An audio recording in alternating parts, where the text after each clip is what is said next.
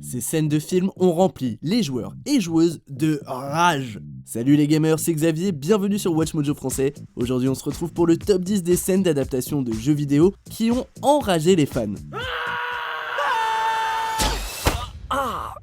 Pour cette liste, on va passer en revue les films adaptés de jeux vidéo qui ont rendu les fans fous furieux.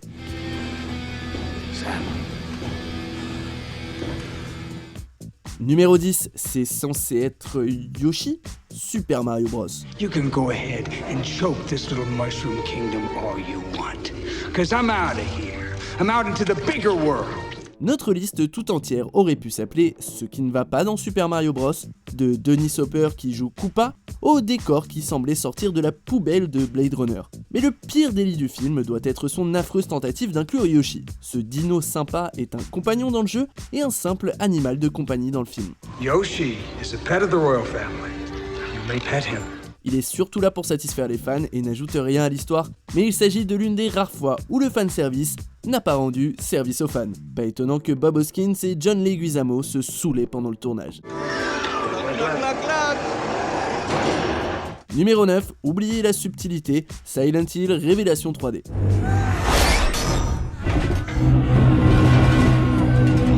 Le premier film, Silent Hill, n'a pas reçu une pluie d'éloges, mais au moins, il était visuellement proche du mystère que l'on trouve dans le jeu. La suite, Révélation 3D, n'a pas réussi le même exploit. Les critiques ont déploré les personnages faiblards et le scénario incompréhensible, et les joueurs étaient encore plus énervés par le traitement affreux réservé à Pyramid Head, autrefois imposant, qui n'était plus qu'un monstre parmi tant d'autres.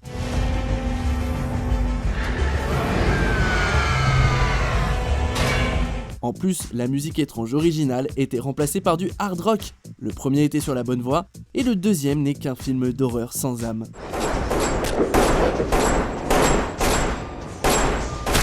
Numéro 8, Blanka, Street Fighter, l'ultime combat. Identify yourself. This is the collection agency, Bison. Your ass is 6 months overdue. And it's mine.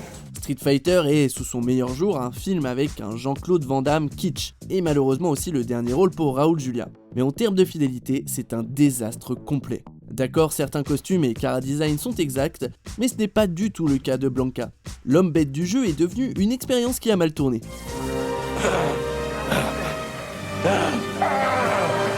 Pire encore, il était un mélange entre Blanka et Charlie, un personnage totalement différent dans l'univers du jeu. Ajoutez à ça le fait que le Blanka du film ne s'est absolument pas frappé, et vous obtenez un énorme fiasco. Charlie. Numéro 7, la vue en FPS, Doom. It was so smart, how come it was so dead? We don't know. Doom est l'un des jeux les plus adulés et influents qui soit, et il a donné vie à plein de suites, spin-off et reboots. Mais le film n'a pas eu le même destin, il avait le potentiel pourtant, avec des acteurs tels que The Rock, Karl Urban et Rosamund Pike, ainsi qu'une restriction pour les mineurs et tout le gore et la science-fiction que les fans adorent. Mais au lieu de montrer un enfer sur Terre comme dans le jeu, l'histoire alambiquée implique un portail vers Mars et des monstres génétiquement améliorés. L'ironie, c'est que le public a décroché à cause de la scène en vue FPS de 5 minutes, pourtant fidèle au jeu. Ce qui marche dans les jeux n'est pas toujours transposable au cinéma.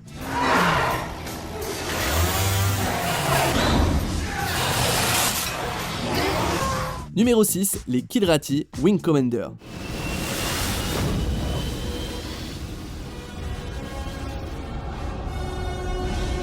Wing Commander était un énorme succès dans les années 90 et amenait des combats spatiaux dans nos salons. Il comprenait des Kilrathi, une race extraterrestre féline et féroce, et des cinématiques avec des acteurs comme Mark Hamill, Christopher Walken et John Hurt. Le film a pris des acteurs moins prisés, tels que Freddie Prinze Jr. et Matthew Lillard, mais les joueurs étaient trop énervés par la représentation des Kilrathi pour le voir. Au lieu de bipèdes félins, ce sont des... Franchement, je sais même pas ce que c'est.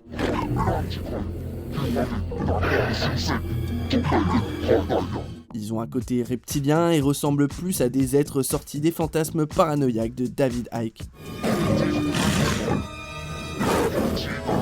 Numéro 5, Mark Wahlberg, Max Payne. Why don't you relax? It's a party, have a drink. Sorti en 2001, Max Payne semblait destiné à être adapté. Il avait une intrigue pleine d'action et d'enquête, et des bullet time façon Matrix. Il ne fallait plus qu'un acteur qui amène un côté Sin City au rôle éponyme. Hélas, Mickey Rourke était toujours en guerre avec Hollywood, et Josh Brolin n'était pas encore assez connu. Et si on prenait le type qui a joué dans Phénomène? Si Wahlberg a prouvé qu'il était un bon acteur par le passé dans des films tels que Les Rois du désert et Les Infiltrés, il n'était juste pas fait pour jouer Max Payne. Look, my partner was killed too. We're both looking for the same person. Yeah. You.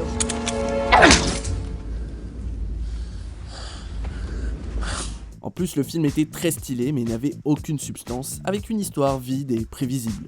Baby, I looked at Lapino. He didn't know who I was. What are you doing here? Numéro 4, Alice surpasse Jill, Resident Evil Apocalypse. Hello?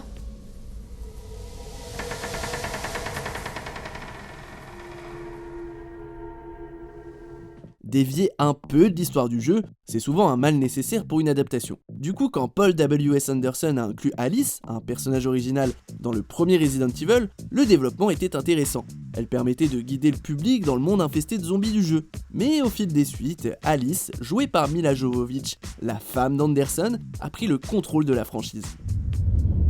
What do you think you're doing? He's wounded. The infection's spreading. I'm fine. You should take care of him now. C'était surtout évident dans Apocalypse, qui n'a donné à Jill Valentine, l'héroïne des jeux, qu'un tout petit rôle d'urbex dans le film. Au mieux, si on est sympa, elle avait le second rôle. What makes you think I care? Numéro 3, de l'action incompréhensible, House of the Dead.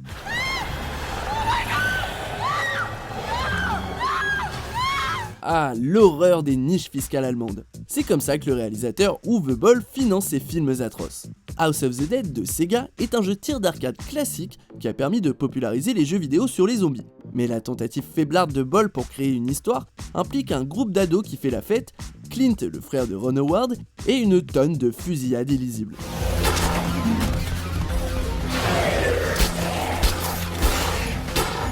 Si on a l'impression d'être un tireur d'élite qui joue aux jeux vidéo, des ados énervants et mal écrits n'ont aucune raison de se changer en Rambo une fois armés. Mais Boll a décidé d'écrire ses personnages comme tels. Pire, il met des passages chelous du jeu vidéo entre les tirs.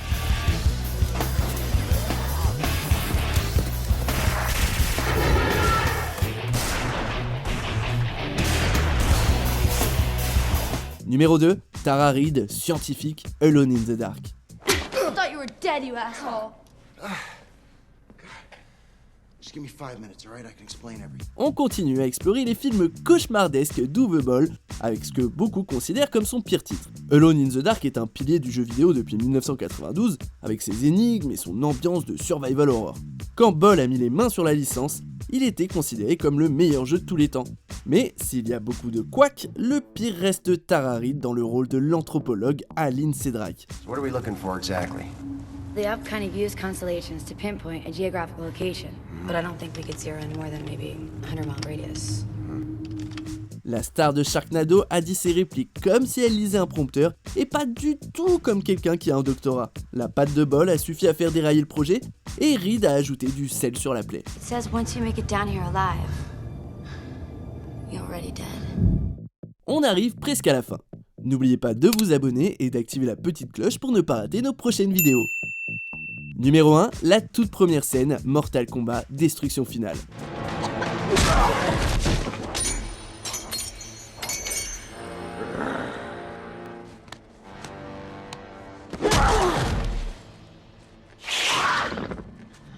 Le premier film Mortal Kombat, qui vient directement de l'imagination de Paul W.S. Anderson, le scénariste de Resident Evil, était un film de série B kitsch et marrant, qu'on apprécie encore aujourd'hui. Mais tout ce qui ne va pas dans cette suite est montré dès les 5 premières minutes. Des dialogues vides, des effets spéciaux à la ramasse, la redistribution de rôles clés, et le choix étrange de tuer Johnny Cage, un habitué du jeu.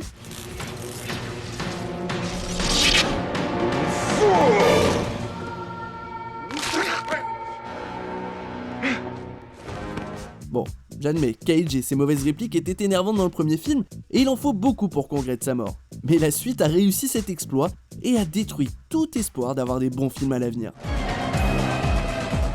We must go. Vous êtes d'accord avec notre sélection? Dites-le moi en commentaire et checkez cette autre super vidéo de WatchMojo français.